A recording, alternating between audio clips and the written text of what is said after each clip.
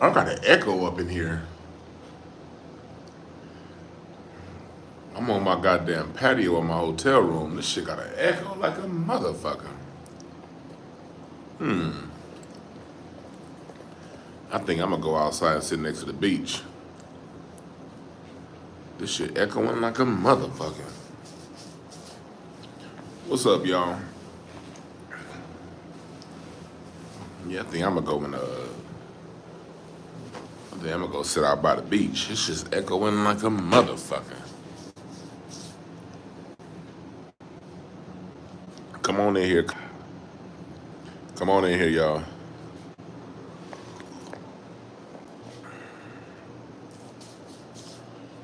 Yeah, I think I'm gonna go. Come on in here, chat room. Come on in here. It's too fucking echoey right here. Say something in the chat room if you hear. What's up, Mac Rose?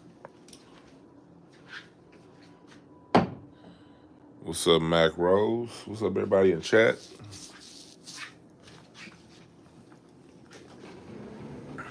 What's up, Jeff Smith? Evan? Mark Miles? Appreciate y'all.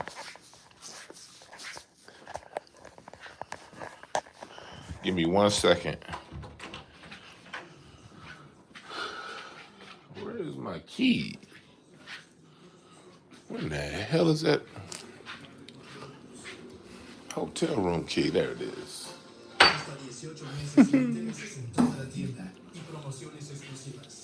Well,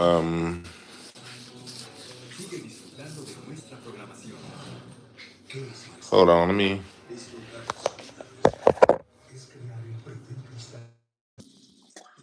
I'm about to go out. I'm about to go out by the pool.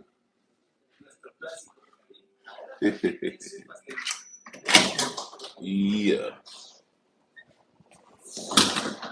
Make sure this shit locked. Yeah, man. Talking about this studio gangsterism going on right now in the music industry. You see on the thumbnail, I got King T.I. son. And I ain't gonna say nothing bad about the son. This is no disrespect to them. All right, by saying that, because he about things we see every day with people, and this whole identity thing with the identity between black and gangster. Like it's like in American society over the last 30 years, we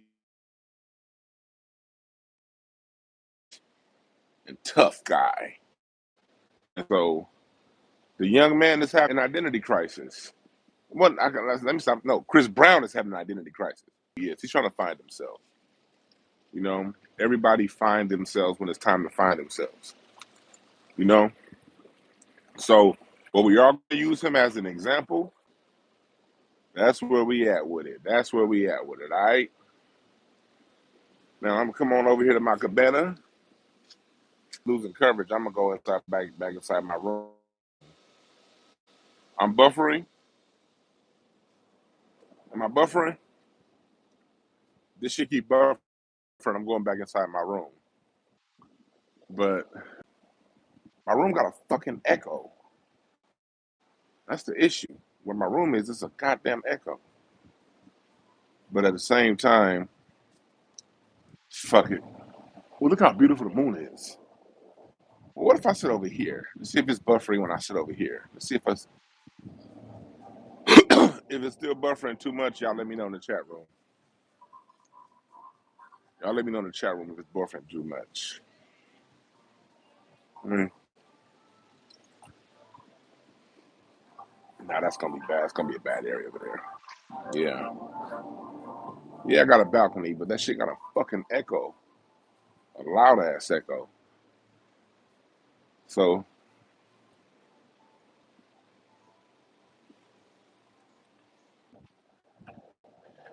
I don't want to get too deep into it while it's still buffering. So y'all walking me back to my room. Y'all walking me back to my room. God damn it.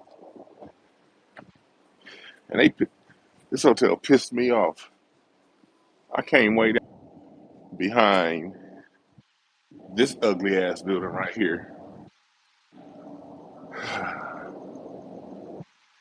I'm going back to my room so we can get some good coverage.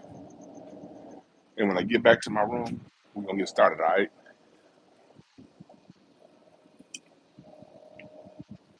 All right.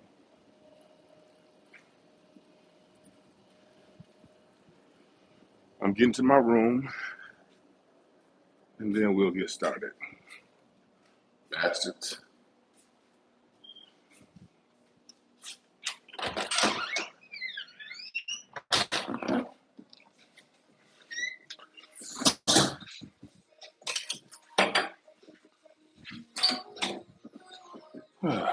Shit. My water. All right. We should have better coverage in here. We should have better coverage in here. That bastards.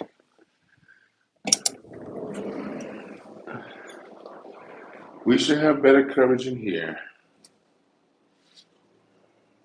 All right. How was that? Let me take this headphones off. How's that, y'all?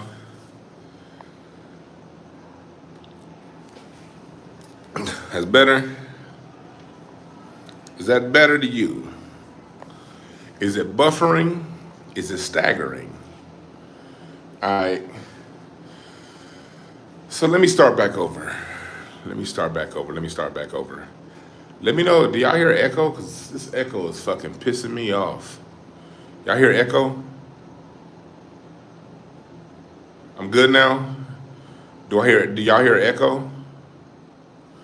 What if I lean over the balcony? Okay, if I lean over like this, it's less echo. All right. All right, so we're gonna talk about. Let's start back to the top.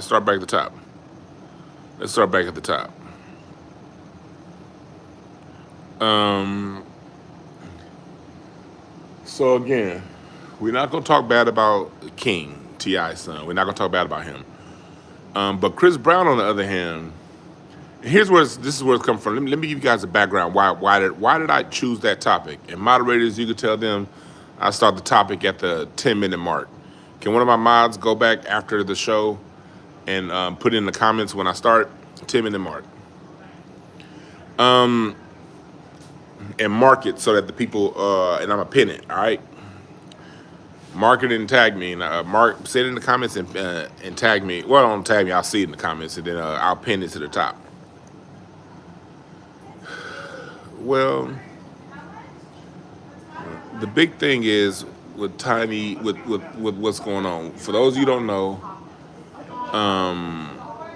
King, T.I.'s son, and Tiny's son got into an argument at a game over, his upbringing. He was saying that, he was basically raised tough, and his mom and his dad are like, man, you and his family like, bruh, stop. You was raised with a silver spoon in your mouth. Chill.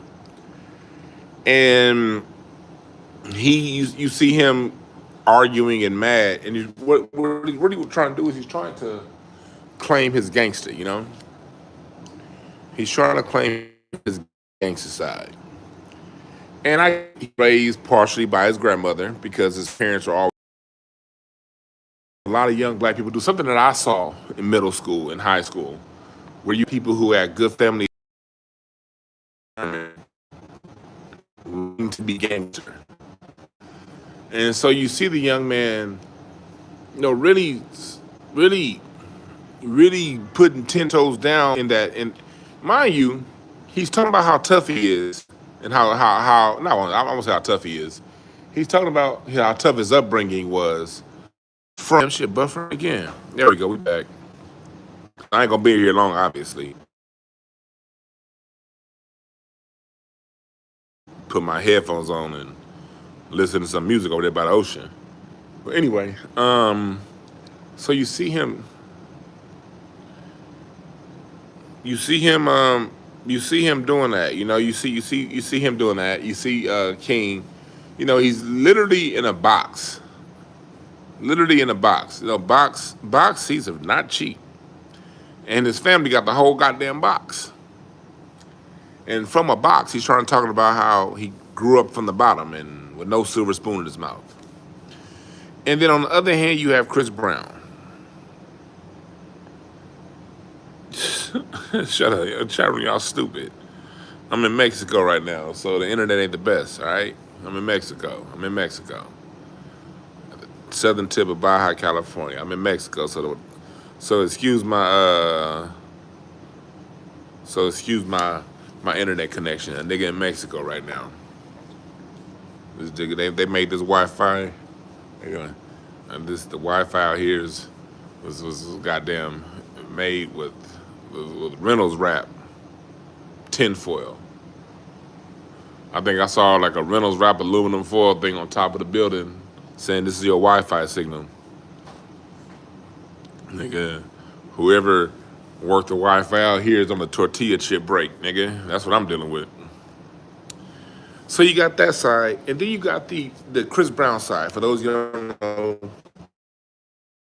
Chris Brown was fairly targeted by a certain community. We know what community that is.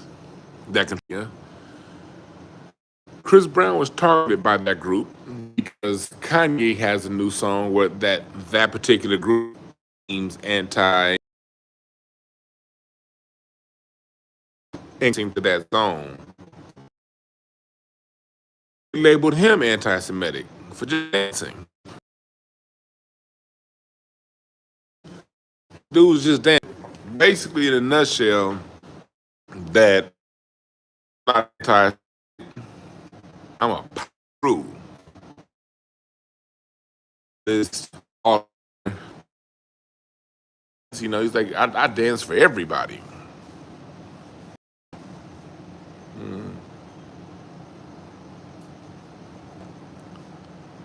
Oh shit.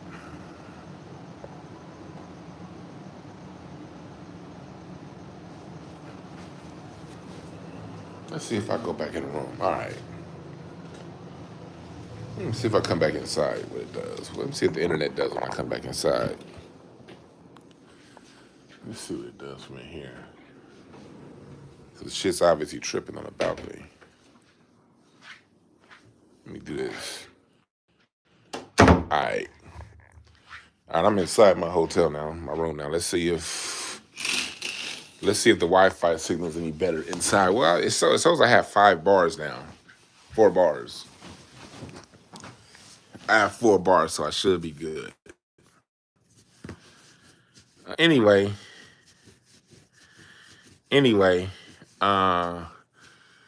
Chris Brown in his protest, he says that he ain't anti-Semitic. He's a pyro.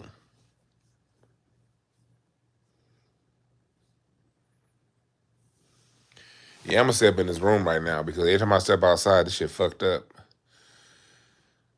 But Chris Brown says that he's a pyro. And then goes on and talks about how he represents different people around the world and he dances for them. Never once mentioned being black. And that's why I have this topic right now. Studio gangsters. A couple months ago, Chris Brown announced that he's leaving LA. And I said back then he needs to go. Leave. Get the fuck out of my city. And no disrespect, but Chris Brown, since he's been out here, has been trying to carry the mantle of gangster. He's one of these entertainer dudes that came to LA, got caught up in the spotlights. And he's somebody that the gangsters are for the most part taxing. Out here in LA, what they do with these entertainers and athletes that want to be down, they let them be down for a small fee. they be down for a fee. They ain't playing it, they paying it. And for a nominal fee, these entertainers and athletes get put on a set. And when they come around, basically what the gangster niggas is doing every time they come around, these entertainers come around, is the gangsters, the real gangsters, are bleeding these niggas in their pockets. That's what they doing. Chris Brown's around, oh, we about to get bottles, we about to get this, we about to get that. And that's what they do out here. They tax these niggas, as they should. I'm not against them taxing them. If you want to be tough, then shit, pay your way.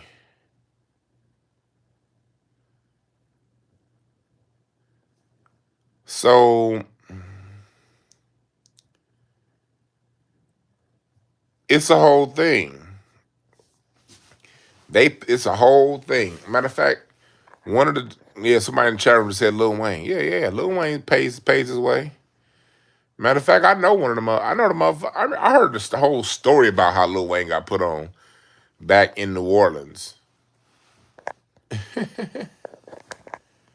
for an LA set when a certain basketball player played for the New Orleans Hornets at the time. They're the Pelicans now. But at the time, they were the New Orleans Hornets. Baron Davis, when Baron Davis played for the New Orleans Hornets, his people, not him himself, no. Some people he knew, like Lil Wayne was always hanging out around them niggas. And yeah, he's been a gangster ever since.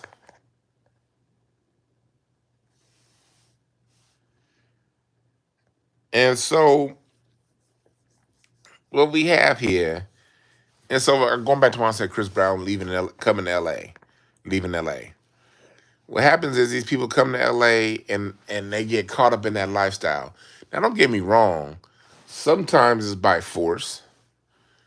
The cast that's hanging out here, the clubs, because one thing, the environment in LA is the clubs. The clubs is like neutral ground, the nightclubs. And when it comes to the nightclubs out here, you know, these entertainers, when they get caught slipping, like these niggas be getting robbed at these nightclubs. You know what I mean? They be over in Hollywood thinking that it's all good, and you know they be getting hit up. So if you want to live a certain lifestyle here in LA, go to certain clubs, you know, flash your jewelry or do whatever, you're gonna have to pay a tax of that. Because if you don't pay that tax, the gangsters are gonna take it from you. But that's a separate story. It's some cats that pay the taxes, so they can be around LA without getting, you know, ganked. But within them paying those taxes, they don't necessarily wear it as a badge of honor. Chris Brown has been going around talking about gangster this, gangster that, gangster this, gangster that. I'm a Pyru. I'm a this, I'm a that. And to that, I gotta say, man, I'm tired of this shit, yo. I'm tired of this whole black being synonymous with gangster shit. I'm tired of it. Tired of it. Bruh. Oh yeah, Soldier Boy, yeah.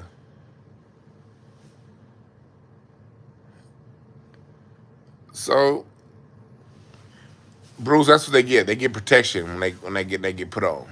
They get protection from getting robbed. But the same niggas, when you try to go around and embrace them, them niggas, either way it go, you getting robbed. Whether you pay for protection or you're not. Both sides of robbery. And I'm not mad at the gangsters either, because to tell you the honest to God truth. Because let me tell you something about LA. LA, when you mind your own business, when you don't flash and you just chill, you ain't got to worry about the gangsters ganking you and doing shit. You really don't. If you stay in your world, chill, be humble, you ain't really got it. You ain't really tripping on the gangsters. But it be these dudes that need to fit in. Let me tell y'all something. If you come to LA and you need to fit in, you pray, homie. Them niggas gonna pray on you. Trees said, what the fuck am I watching? You watching your mama give me head in the dark. That's what you watching, Trees. Your mama's at the edge of my bed giving me head in the dark. That's what you watching, brother. What's up, Tebby Dixon? So that's what it is out here. These niggas out here don't play. They don't. But if you mind your business, sit down, be humble, don't dress all flashy, you ain't got to worry about no gangsters doing nothing to you out here in LA. It's these niggas that come around all that trying to be flashy, trying to be the man, trying to showboat. Then yeah, they gonna have something for your ass. They gonna have something for your ass. You know? What's up, Lori? What's up, Joe? Oh shit, Tim. You see, is that Tanya Marie? Yeah. He just signed a record deal in LA. You better tell him to watch it. Niggas know somebody signed the deal and he want to go to the club and turn up. He might have some niggas following him home, or he might have to pay for protection. And at this point, the point of what I'm talking about tonight is to avoid all that. You can't come to LA and play tough. You can't come to LA and want to be all down. You will get milked out here. These niggas will milk you out here. These niggas will milk you out here. You know what I mean? So you got to be humble. You got to stay to yourself and your crew. Still go to your parties or whatever. But dress regular. You don't dress all flashy around a pack of wolves. You know what I mean? Out here, you don't wear jewelry. You don't wear chains out here. You don't. You just sit your ass down and be humble. Right, Isaiah Edwards. You want some protection? Get some real protection. Get off duty cop. That's it, King Gambit. Just be yourself and stop flexing. Yeah, Lori Brown, checking in is it really is a real thing. It is. But checking in is a real thing for people of a certain lifestyle. Let me make that very clear. Checking in, it is most definitely a real thing. But it's a real thing relative to those that are trying to maintain and show a certain lifestyle. People that want to be down, be a part of a certain lifestyle, check in. And they have to check in. Because if you want to play tough, if you want to wear chains, if you want to, flash and floss over the common folks, then yeah, you have to check in. If your music is about, if you're a rapper or whatever, and your music is about gangster shit, then yes, you must check in. If you're a singer, but you want to be tough and yes, you got to check in. You got to check in.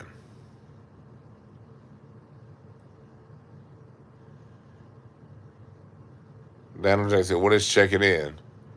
Checking in is for people who are a rapper, athlete, or whatever. They want to be part of, if they want to be part of the cool kids, the in crowd, where the gangsters are, then they have to call in. That's where the whole Chris Brown, being a Pyru thing comes in. They call in to one of the OGs of the set and let them know, like, hey, look, I'm coming to LA, I'm coming to town. I need you to make sure I'm safe. And then they pay a tax, and then after that tax is paid, that OG or that gang then provides protection. That gang provides protection. That's what it is. They may put in a call and be like, hey, such and such is in town. Leave them alone. Make sure none of your goons rob them. That's checking in.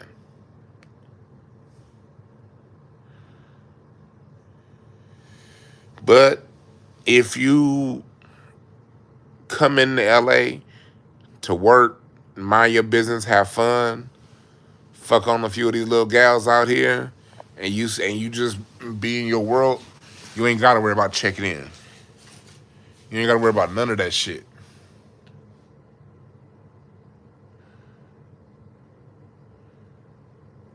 You ain't gotta worry about none of that. But if you want to play the street guy, if you want to play the tough guy, if you want to play the pretty boy, if you want to play the game of I got more than you, look at my ice, look at my cars, look at what I have on me and all these precious items, and yes, you must check in to make sure your items maintain safe. You know what I mean? And make sure that you keep your safety. But it comes down to choices. Who are you? What do you want to be? And that's the topic for tonight. Like being born and raised in LA, I know other people gonna have their takes on this and that, but I'm gonna give you my LA take on this whole Chris Brown situation and the gangster thing, because gangster has become synonymous with Los Angeles culture over the last 30 years, and because of the music. Let me tell y'all something, man. That shit ain't cool. All that, and you find that out real fast. Like, I know a lot of cats that used to bang back when I was there. Here's the thing: the real niggas. It used to be back in the '80s. You stopped banging once you got out of high school. In the '80s, gang banging was only for middle schoolers and high schoolers. Once you got out of high school, you got a job and you went straight. That's how it was in the '80s. In the '90s, you saw gangster stuff getting pushed to people kind of in their 20s. But the gangster thing is a part of LA culture. It's not LA culture. It's a sub segment of LA black culture. It's a sub segment of it. But what happens is, since the music made the LA gangster stuff really big. The music. The music made the gangster shit cool, and they made the shit in vogue. That's what it did. That's what the music did. It made the gangster thing stylish. It was back in the '70s. The gangsters was bummy and dusty. The music made it stylish. And so, since the music and Hollywood, and because it's not just the music, it's the movies too. People always forget about the movies. It started with the movie Colors in 1988. Colors, then Boys in the Hood, 91. Menace to Society, 93. Those movies really highlighted a segment of LA culture, and it made it prominent.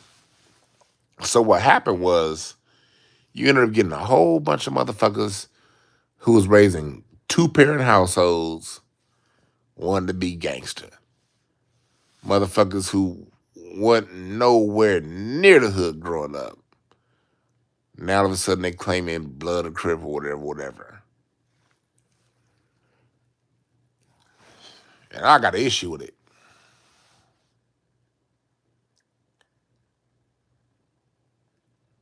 I got an issue with it. Because I was raised in the belly of the beast, you know what I mean? I'm not one of these outsider niggas. I'm not some nigga from Pasadena or some nigga from Rialto or some outer line, outskirts ass place. I lived most of my whole life has been lived either somewhere near Crenshaw or somewhere near Slauson. I am a South Central LA nigga for 42 years. I'm a South Central LA guy. And I've seen this time and time again. Cats bang for a little bit and then they go straight. The real gangsters I know, the ones who didn't end up dead or in jail, man, them niggas became plumbers, electricians, especially a lot of them 60s niggas. 60s had like a lot of smart ass niggas. The Rolling 60s has a very notorious reputation. That's Nipsey, Set, Big U, that's them. I know one dude from 60s. This nigga when he became a lawyer.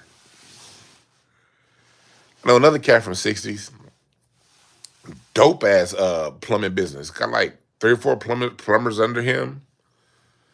You know, people from different sets all across the city that now I know a lot of hustlers I know. Them niggas flip their hustling money into bars or a lounge or to manage artists, manage rappers. A lot of your gangsters really, once they got into it, they don't perpetuate that lifestyle. The OGs here in LA don't be going around, you know, bragging about that shit, trying to make more people bang. Most of the OGs I know done turned their life straight. They done turned their life straight.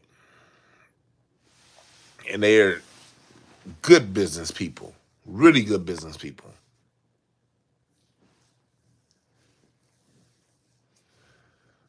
That's what I see.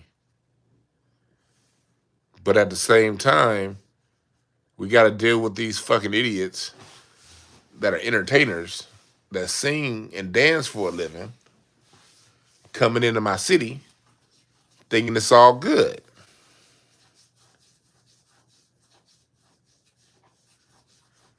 These rappers perpetuating. And let me tell you something else. Most of the rappers, I'm not gonna mention any names because them niggas are sensitive as fuck. Let me tell you something. I know I be around some of these rappers.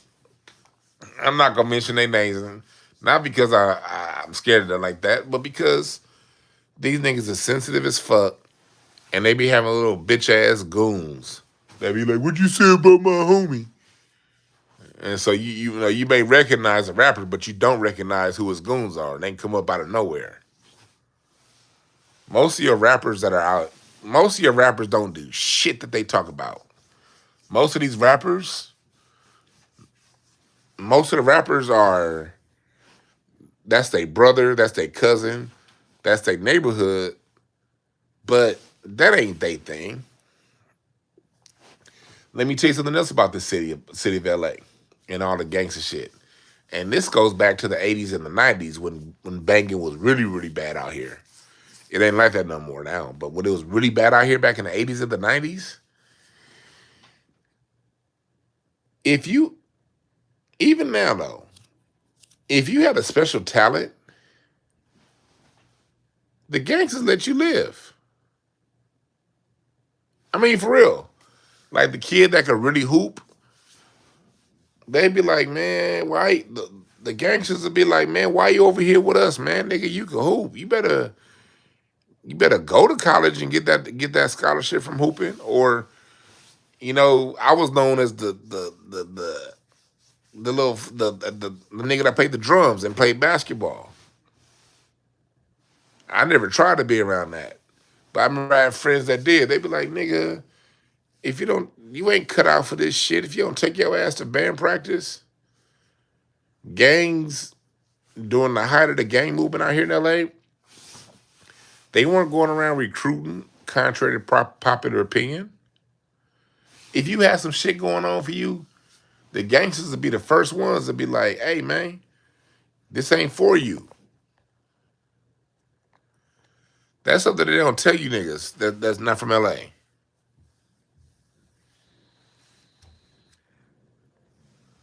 Somebody said Chris Brown been in LA in the Compton streets since he was 14. No, the fuck he was not in no Compton streets.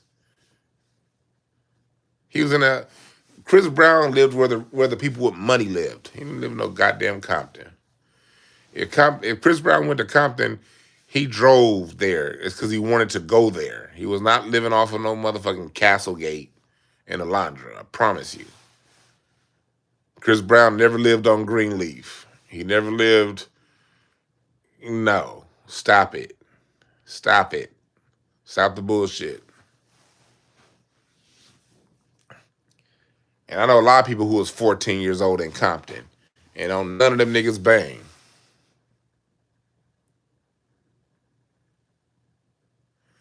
Yeah, Chris lived in Calabasas, not Compton. Compton and Calabasas are about 35, 40 miles apart. Nigga, to get to Compton from Calabasas, nigga, you better take that 101 to the 405 to the 90 to the 10 to the 91 or 105. Or you could take that 101 to the 710 and take that 710 exit Alondra, you in Compton.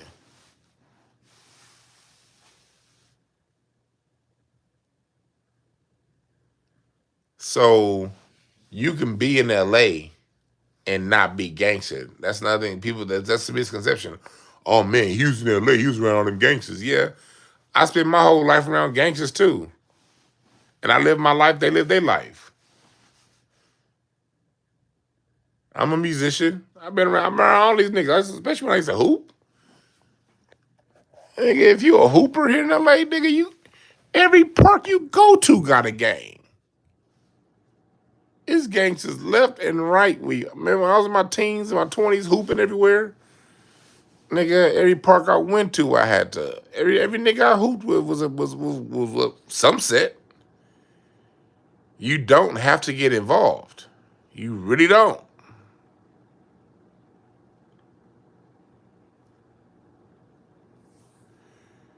You don't have to get involved. That is a choice. And it's a double choice for a fucking entertainer. That shit's a choice if you live on the block. That's a choice.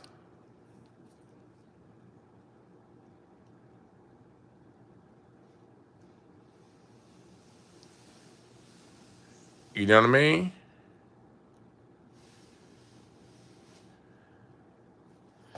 Oh, what's up, Hood News up here?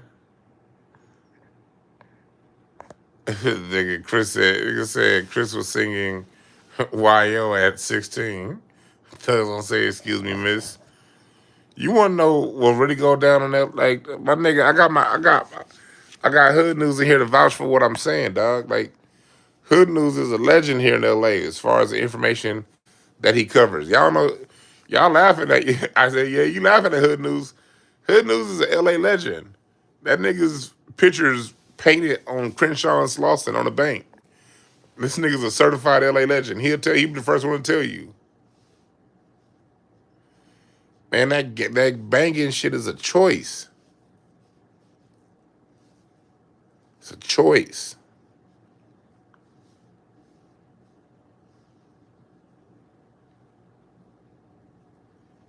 It's a choice. It's not forced upon you. It's a choice.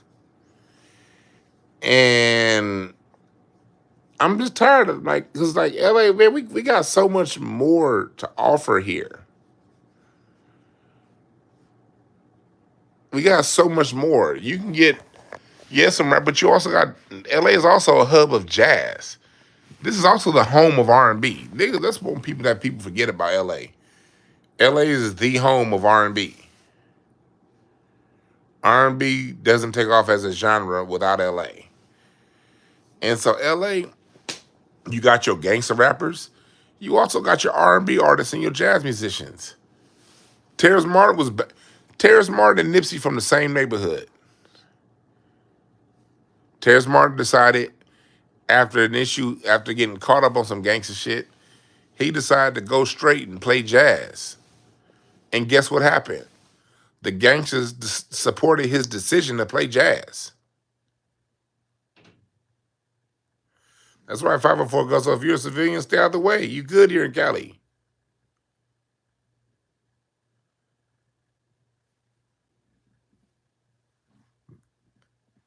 This is LA is a hub of jazz. 43rd and Crenshaw. 43rd and Crenshaw. Barbara Morrison Pavilion Theater.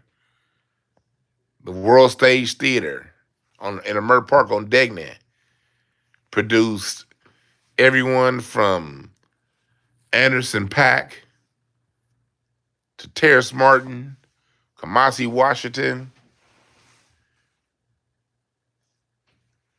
Good wholesome music too.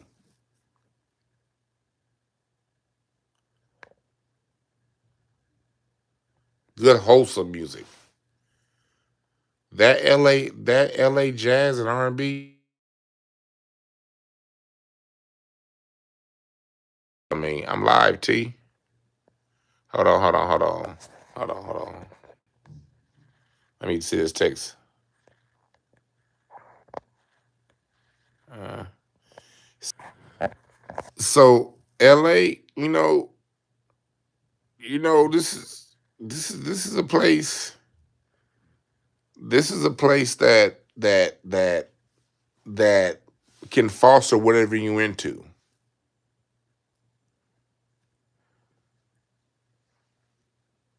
It can foster whatever you into.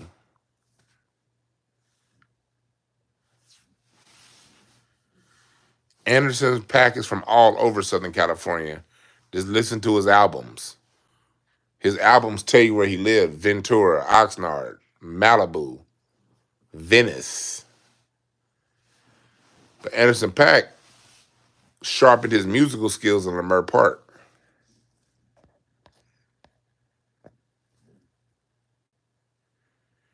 Anderson .Paak sharpened and honed it.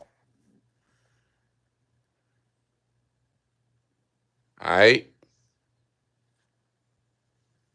Let's be very clear. You can choose to bang or you can choose to play jazz. And that's where we are. That's how the city is. And it's a choice. So when I hear these people talking about I'm a Pyru, I'm a blood, for me personally, I just don't respect it at all. I don't. Now, let's play devil's advocate. Okay, Chris Brown joined the set when he was 14, 15, 16. Okay, cool, fine, get it. All right, kids do dumb shit. I'm never going to begrudge a child for a childlike decision. But nigga, you pressing 40.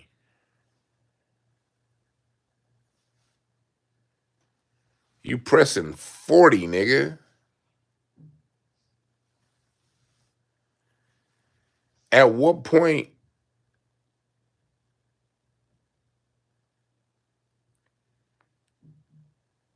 at what point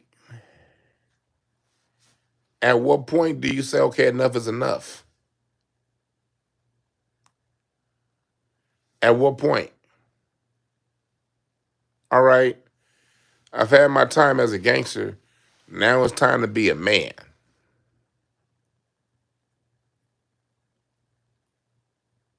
At what point do people get to that point? I've banged. I've whatever. Now I'm pressing 40. Now I'm in my 30s. Whatever age you are, nigga, if you in your late 20s, if you in your once you get past your mid 20s, really I say out of high school, but at the latest your mid 20s, nigga, it is time to grow the fuck up.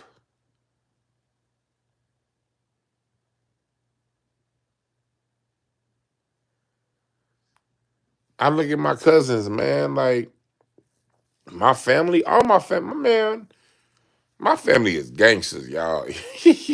I got gangster ass family. When I say gangster, my family is the people that, like, when you listen to a lot of these stories about how ruthless LA is, well, that's my blood right there. That's those are my blood relatives. And I don't even know the extent of they gangster because let me tell you why. My gangster cousins, always appreciated me and my father and everything like that, you know? So when they started, the more gangster they got, the more they separated from me and everything. And I remember back when I was in my teens, in my early 20s, I remember being like a little mad at my cousins. Like we was all cool as kids. Why did them niggas but like mind you at the time, I didn't know that they was into the game, the street life like that. Those were just my cousins when we was kids. But when we got into high school, me and my middle school, late middle school into high school, we started to separate. I didn't see my cousins as much. And I didn't see most of my cousins for well over 20 years. Some of them, you know, some of them, other ones I saw, you know, a little more frequently. But when they got into that lifestyle, they was like, nah, Dwan, you was always straight. You know what I mean? You red son. You was always hooping and playing basketball and playing the drums and this and that. My cousins separated themselves from me for my own good, my own protection.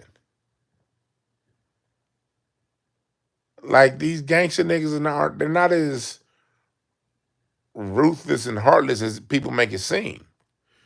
Now, don't get me wrong.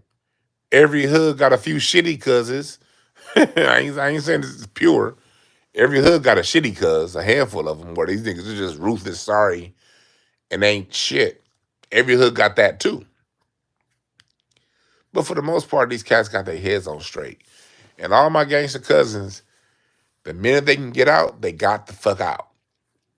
Niggas on, one of my cousins on a truck driving business now.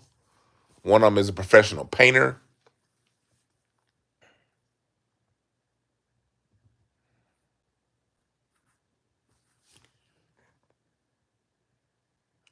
So that's what we dealing with here.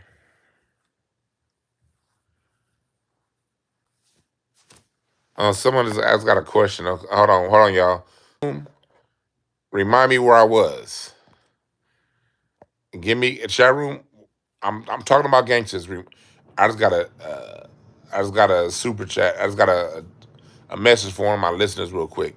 Remind me where I was. I'm gonna come right back. I'm about to pause y'all for like 10 seconds. All right. I'm gonna pause y'all for like 10 seconds. That just send me a text. May 3rd is a 3 of Spades day. Chat room, get me back on subject, all right? But May 3rd is a 3 of Spades day.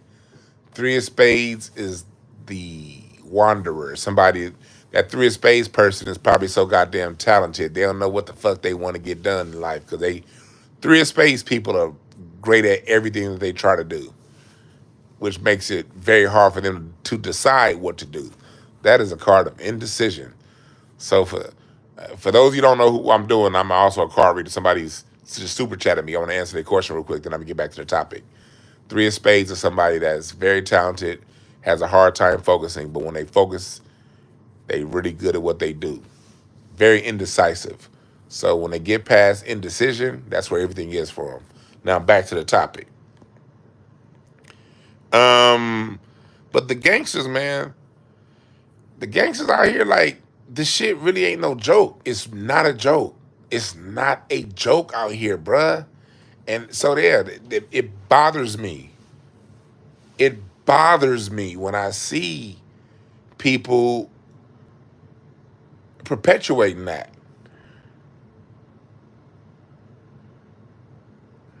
For sure, 3 of Spades, I got you. But it's just, it's because, clicking off shit, my bad. Because like for me,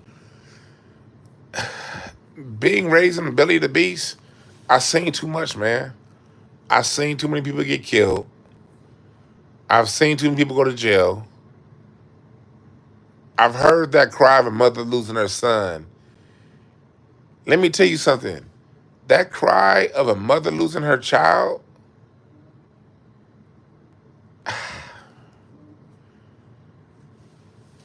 I'm a sensitive nigga. You know what I mean? As big as I am, I'm sensitive, bruh. And that sound of a mother losing her child, that shit makes me cry. I don't even like crying. But you ever be up? I remember being in church and moms crying at the news that they son they in church the next day. Oh, shit's got a super chat. I appreciate that, Fantasy Blacker. I appreciate that. But I've heard that cry and it hurts, bruh. It hurts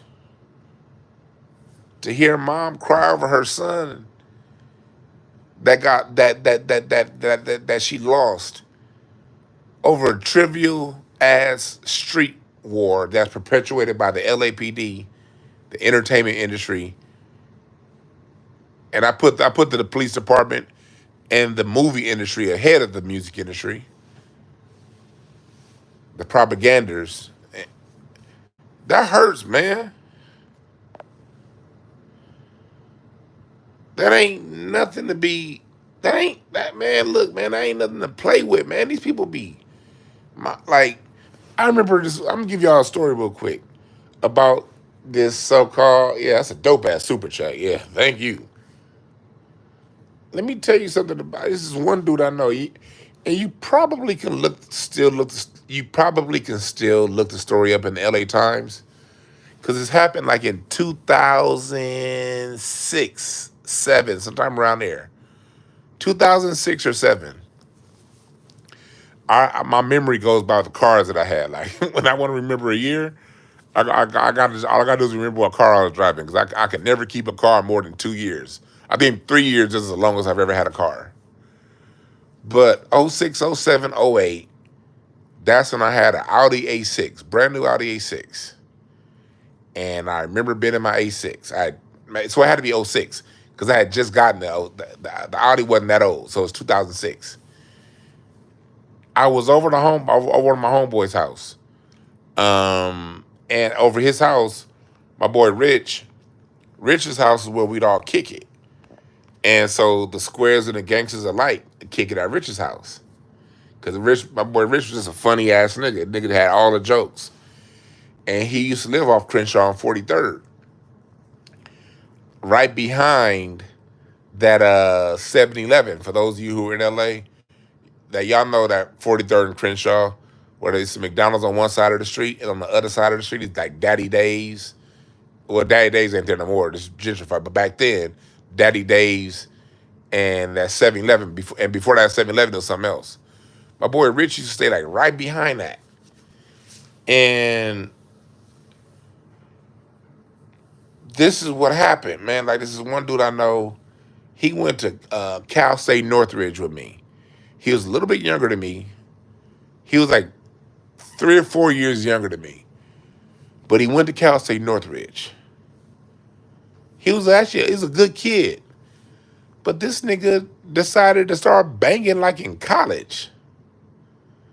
I'm like, bruh, how you start banging and you out of high school?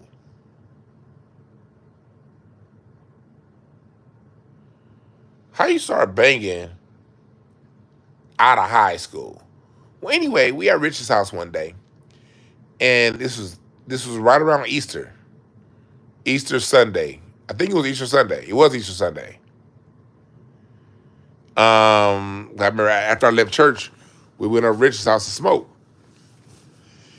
And this dude was talking all this gangster this, gangster that. Not my boy Rich, somebody who was over the house. Somebody who was over his house. Somebody who went to Cal State North, who had just graduated from Cal State Northridge. This nigga was talking about gangster this, gangster that, gangster this, gangster that. All right? And so he said somebody's name.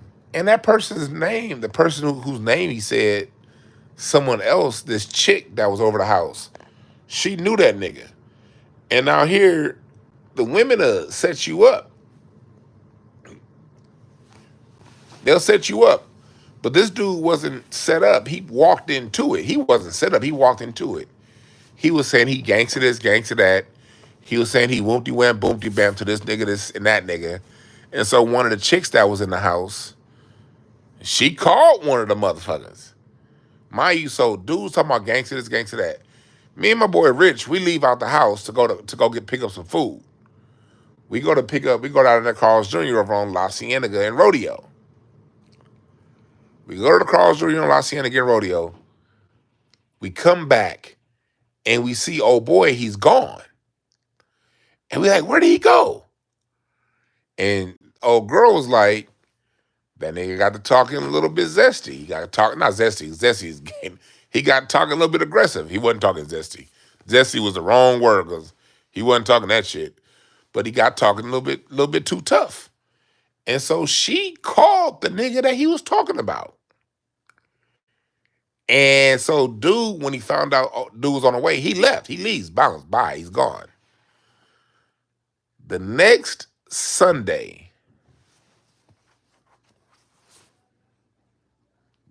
come in.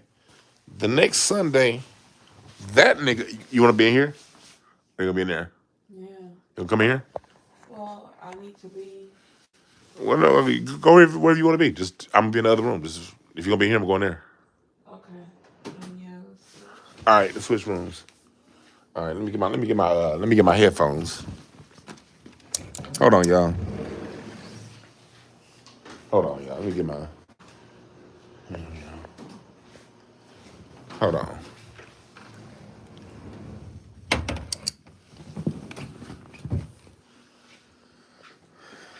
So the dude was talking all this. So he leaves, and then the next week, that nigga was dead. The next week, that nigga was dead. Shot and killed.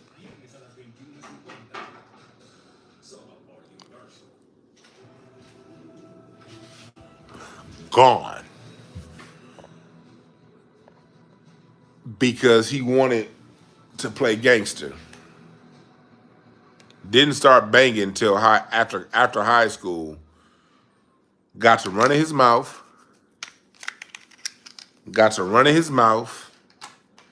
And the person he was running his mouth about,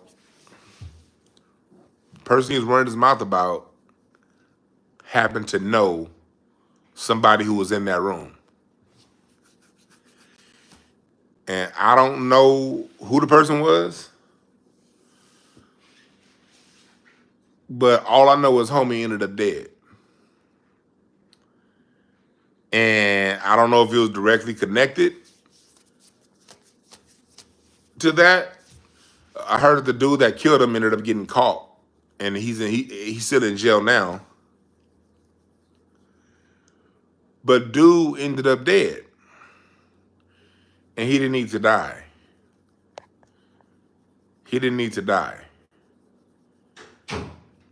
But he died because of perpetuating a lifestyle. And so when the LA Times wrote an article about him, the LA Times said that, this innocent kid that was graduating college was killed and I'm like, yeah, and he was innocent.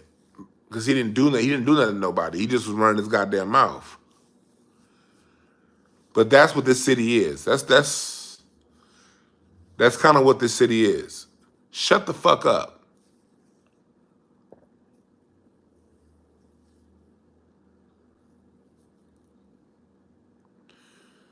L Dialogue said Merlin Santana got set up like that. Yeah, y'all, Merlin Santana, do y'all know, for those of you who remember that Merlin Santana murder, press number 1. Merlin Santana was the young man that played on the Steve Harvey show. Merlin Santana got murdered, 5 or 6 blocks from where I grew up? He got murdered in my neighborhood. And one thing I didn't like about it, when it happened, the news was like a drug infested. The neighborhood I was raised in, he got murdered off of, what street was that? Somerset? Where Merlin Santana got murdered was in between Coliseum and King Boulevard. I think he's either on Victoria or Somerset. And I grew up on Chesapeake. It wasn't in Baldwin Hills. Baldwin Hills is up the hill. It wasn't Baldwin Hills. That was Crenshaw. He didn't get murdered in Baldwin Hills. He got murdered in the flats. He got murdered on, I think it's Victoria. Victoria is 1 block west of Crenshaw. Somerset is 2 blocks west of Crenshaw, in between King Boulevard and Coliseum. To be King and Rodeo, really in between King and Rodeo, to be more specific, between King and Coliseum. But it's in between King and Rodeo. I grew up in between King and Rodeo also. I grew up in between King and Rodeo on Chesapeake. He got murdered in between King and Rodeo on Victoria.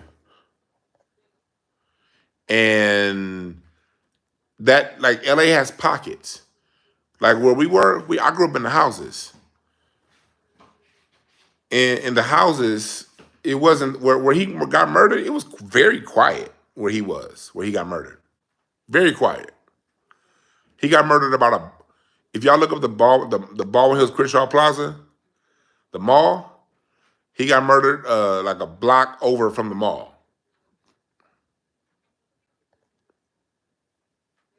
He got murdered about a block over from the Baldwin Hills Crenshaw Center. And it's buffering now. There we go. It's done buffering. What made it tough for where I grew up was because, like, right across the street was the Rodeo Lane Apartments. And all the gangster shit that happened was at the Rodeo Lane Apartments. And so I used to see niggas get, it'll be good. Like LA, you could literally be on a good block and nothing happens on that block. But go over 2 blocks or 1 block, you in hell. And that's where it was. Like my block, Chesapeake, was good. But across the street, Dorsey High School, Rodeo Lane, nigga.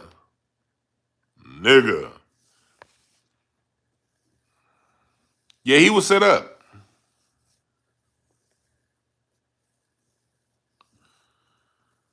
But I said all that to say, man, those are the kind of experiences I grew up in living in LA, you know?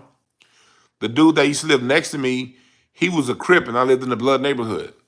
So my house got caught up in, like, I was involved in 3 drive-bys before 1991. Not because of nothing I did, but because of my fucking neighbor.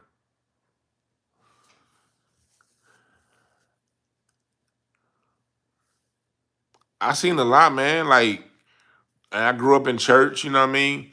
And ain't nothing more gangster than church. Yeah, Lori Brown, he was set up. Merlin Santana was set up.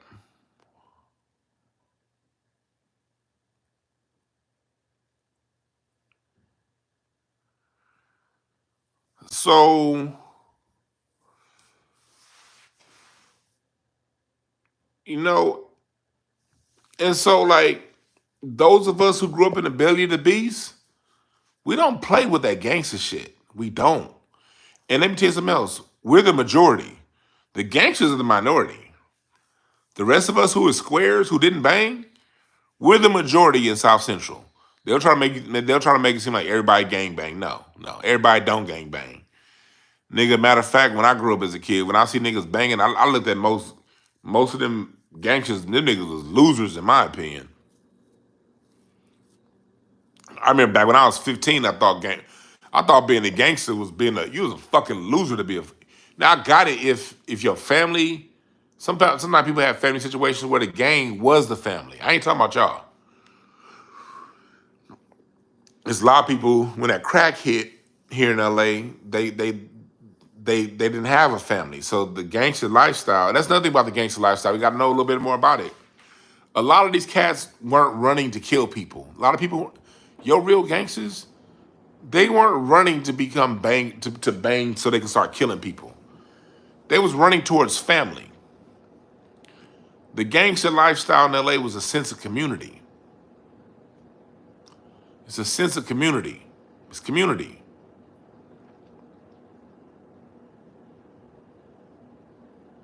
That's what it is. It's community.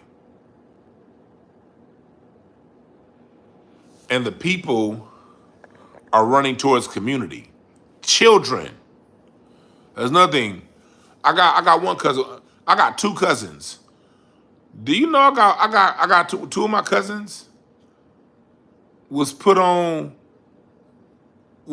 East Coast Crip at one was at 9, the other one was 8. And they was put on by their own mother because she was from that hood. Them niggas didn't have no choice.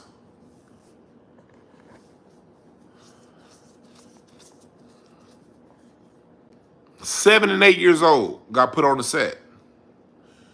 The one that got put on not the one that got put on at 8. That nigga ended up. I saw my cousin last month for the first time in over 20 years because he been locked up in prison the whole time over some shit, and they kept him in prison. He was supposed to serve a 9-year prison sentence. They ended up serving like 23 or 24 years. It's people getting that the real gangsters. They usually got into it. It wasn't to kill people. That's what I'm trying to say. They didn't sign up to beef with other black folks. Really, that's not what they signed up for. They signed up because such and such was in their community. Like a lot of your gangs was, okay, I grew up on 71st. That nigga Henry grew up on 71st. Devontae grew up on 71st. So we the 71st Street, such and such Crip or Blood, whatever said. It didn't start out as a killing thing. It started out as community. Because one thing you people who aren't from LA gotta realize is this.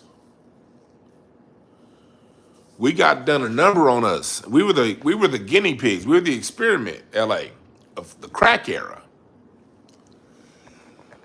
And crack hit us before it hit the rest of the country. It hit LA and Oakland before the rest of y'all got it. And what happened when crack hit the streets, before crack, there was a certain uniformity to the street hustle. You had your gangsters, you had your hustlers, and you had your pimps. Your gangsters, hustlers, and pimps could all be on the same block, on the same corner. They all worked in the 60s and the 70s and the 80s before crack. The gangsters, the hustlers, and the pimps all worked the same corners without getting in each other's way. The hustler made his money, the pimp made his, and the gangster did what he did. When the 80s came along, when that crack came, they took that crack and put it in the hands of the gangsters. That's what happened.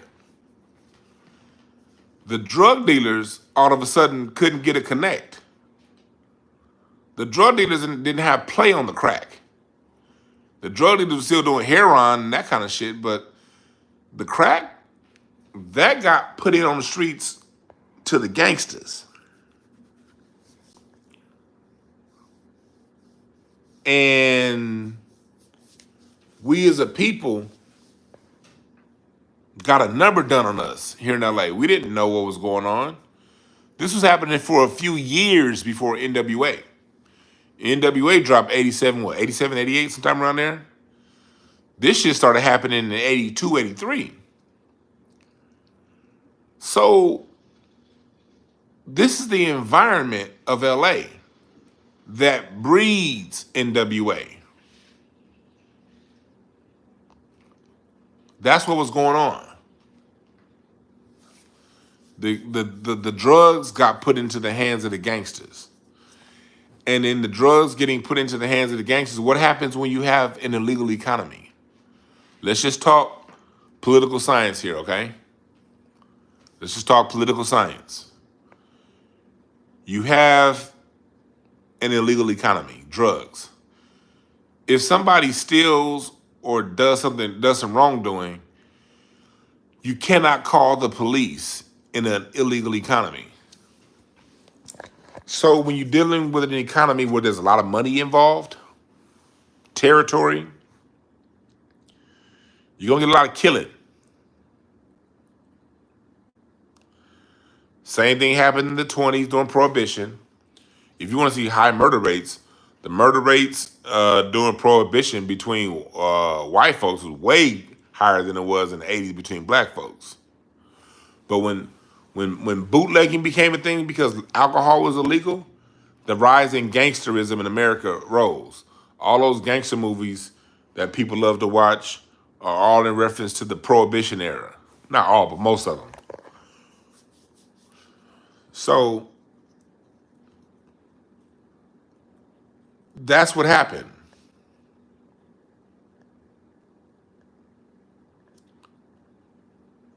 That's what happens.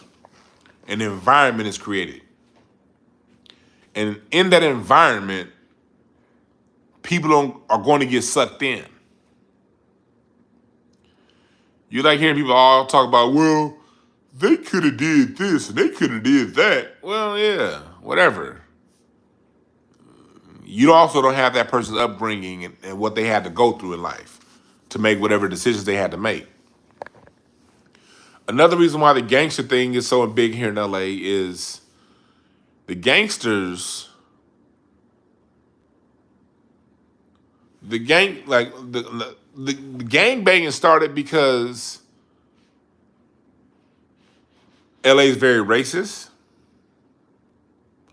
And LA, black people in LA in the 40s, 50s, and 60s had to form gangs because all the white folks had gangs. And the white gangs would be allowed to come into black neighborhoods and terrorize black people. They would pick black people off one by one. If you were, it was a gang in LA called the Spook Hunters. Spook was a slang term for black people back in the 50s and the 60s. And the gang, the Spook Hunters,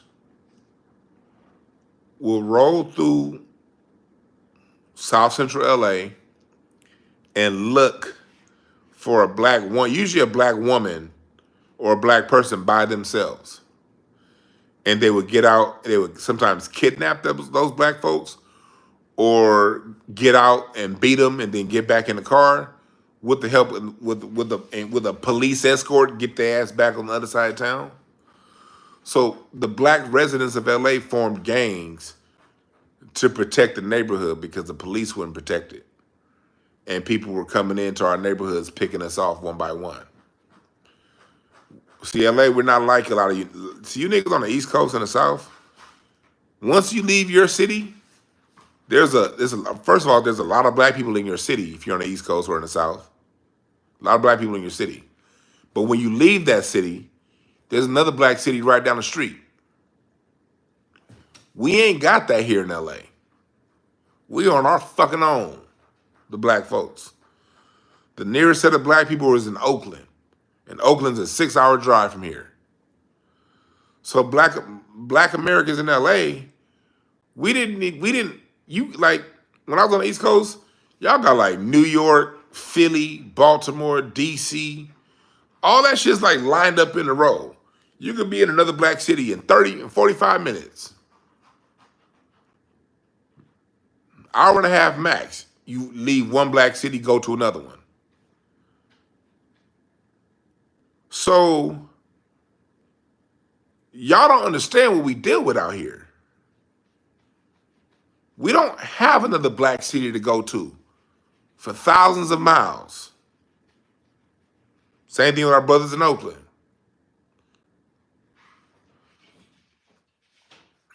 But in LA, black people were in a small concentrated area. And we had to form modes of protection. All right? And during the crack epidemic, what happened was, during the crack epidemic, the infrastructure got taken out. The OGs who used to control things got put in jail or killed. The parents who had good paying jobs, now they don't have a job no more. And they got to find a way to make money. So you know what that means.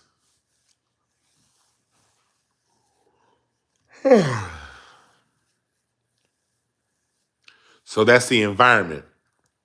And in that environment, still only a percentage of the people choose to bang.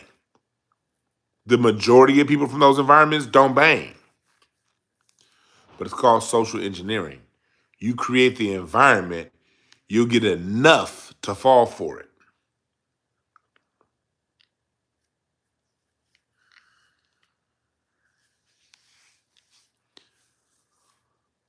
So I said all that to say, the lifestyle ain't no joke, man. So when I see people who don't have to be a part of that lifestyle, wanting to be a part of that lifestyle, I can't rock with it. Can't rock with it. If this message ever got back to T.I.'s son, King, again, we ain't here talking shit about King. The young man is growing up. He's learning right now. He's learning. So in his learning, he wanted to be tough. America socially engineers that shit.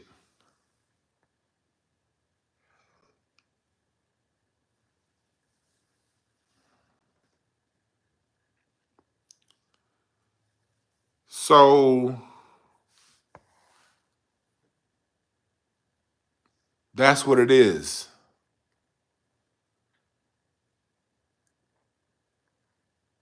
That's what it is.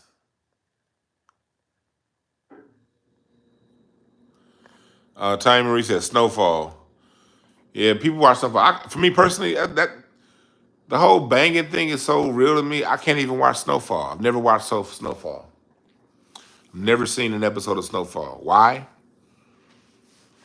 Because I'm not about to watch these white folks make billions of dollars off my fucking trauma, you know?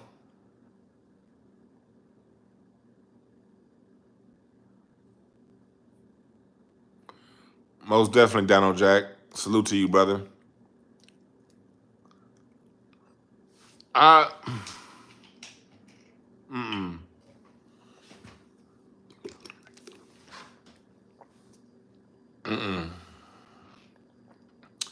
just lost my train of thought. Where was I, chat room?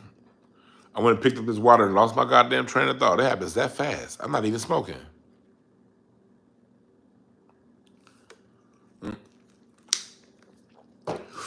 Probably need some weed. I ain't had no weed since Sunday. What's today, Monday? The agony. I haven't had no weed since Sunday morning. Shit. Oh yeah, T.I.'s son. That's what I was talking about, T.I.'s son. We're not talking shit about T.I.'s son, Young King. We ain't talking shit about him. I'm not. The young man is learning who he is. He's finding out who he is. But we are using him as an example to anybody else out there. Look, man, all that being black and synonymous with gangster, that's over with.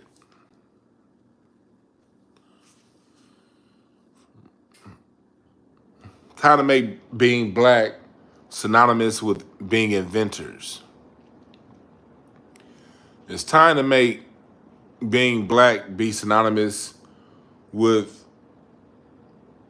the leadership of the social engineers. Like we're social engineers as black folks. Usually whatever we start, the rest of the world copies. We're innovators. We're creators. We ain't gangsters. I said all that to say gangster is a condition, is a condition of our society. It's not who we are. Being a gangster is a condition. If we was that goddamn gangster, We wouldn't let these white folks run roughshod over us the way they do. We're not a gangster group of people. We're not. Black people are the least gangster of everybody. We ain't got no goddamn nothing. Black folks don't have nothing the equivalent of the Yakuza, of these rest Asians, Latinos, white folks. They got international gangs, yo. They got gang. They bank across borders. We ain't got that. Yeah. We invented goddamn. We invented the automobile, the fax machine, the. You can go down the list: the gas mask, the refrigerator, all that.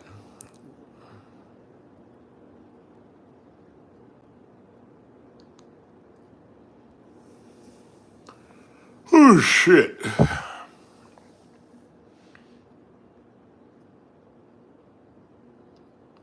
We ain't got no international crime, nothing. We ain't got no child molestation rings, thank God. We ain't got none of that weirdo shit. We're not fucking gangsters. Stop it. Stop it.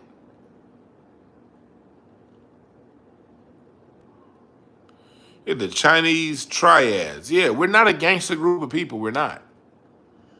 But social engineering has made us think that we are. So it's on us to reject that.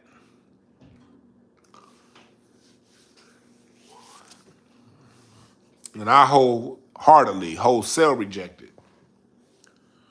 Chris Brown, we share the same last name. But brother, you need to find yourself.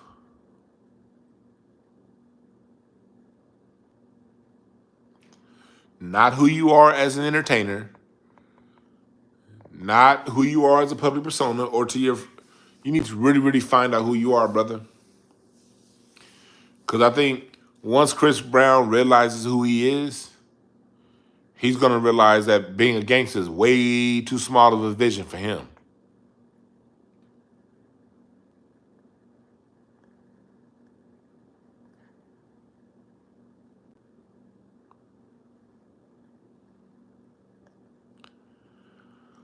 So that's all I want to say about that.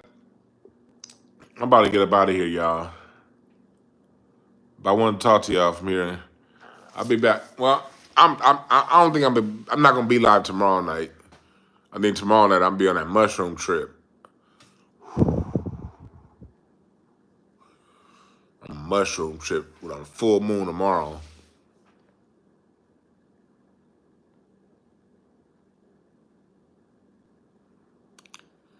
But I appreciate y'all. Let's end this whole black men. We're men. We're not gangsters. Let's be men. Let's raise men. Let's be men. Men aren't gangsters. Because we're in 2024. If you still gotta enforce your will using violence, nigga, you are behind the ball.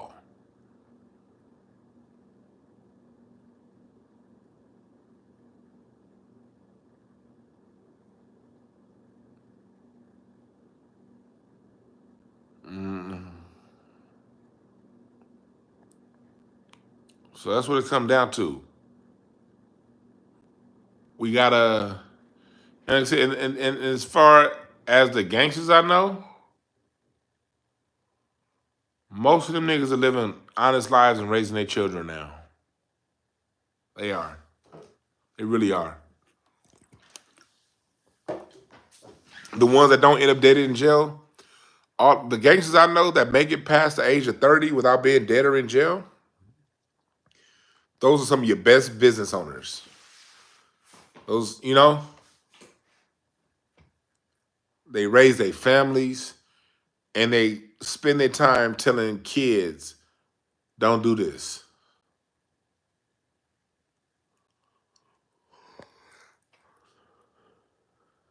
You know? So, Lil King, you are a king, young man. Step onto your throne. Don't lower yourself. Because the real gangsters didn't choose that lifestyle. That lifestyle was something that they was born into. And they did the best they can do to navigate throughout that lifestyle. But King, your parents named you King for a reason. Act like one.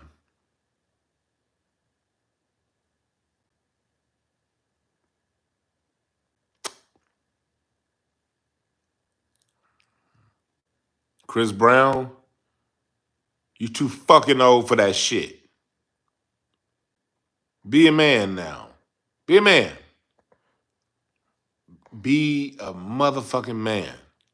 And being a man don't mean how many broads you dealing with or how big your house is. Manhood is an essence, bruh. We need Chris Brown to. We need all hands on deck. I love Chris Brown. I don't listen to his music, but since he's a man, black man born in America, I love him. I love that nigga just because. I can't stand his music, but I want to see him at his best. And brother, calling yourself a gangster, you lowering yourself so much.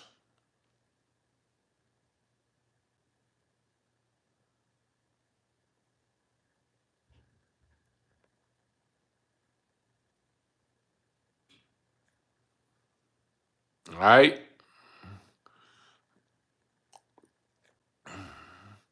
Now I don't want no. I don't do vape pen. I don't do weed pens. I like real weed. I like the flower. I like crumbling my shit down, rolling it, and smoking it. I like the whole process, from the crumble to the roll to the smoke. Taking a week off of a week. It's good. It's good to give my body a chance, my lungs time to refresh. But I tell you this: as soon as I get back home, I already got a blunt rolled. That shit gets smoked.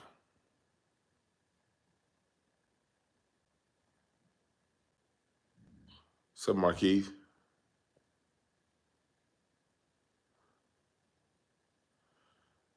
I didn't say, you know, I fuck with running. Hell nah. I didn't like that song. It's a man in the club. If you ain't, let me know. See if you can run it, run it. No. Never liked it. But I don't have to like somebody's music to have love and respect for him. I got love and respect for Chris Brown. I just want to see the brother do better. That's all. That's all. But I'm out of here, y'all. Hey, y'all know I got my movie, my documentary. The GoFundMe is on DwannBrown.com. Donate now to my GoFundMe for It's Bigger Than Hip Hop, the Black American Music Family Tree.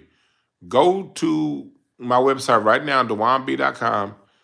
Click on donate under the GoFundMe tab and donate for the movement. All right? All right, Donald Jack, Tanya Marie, Biz Marti, Isaiah Edwards, Hula Gang, Lori, I appreciate y'all. Markeith.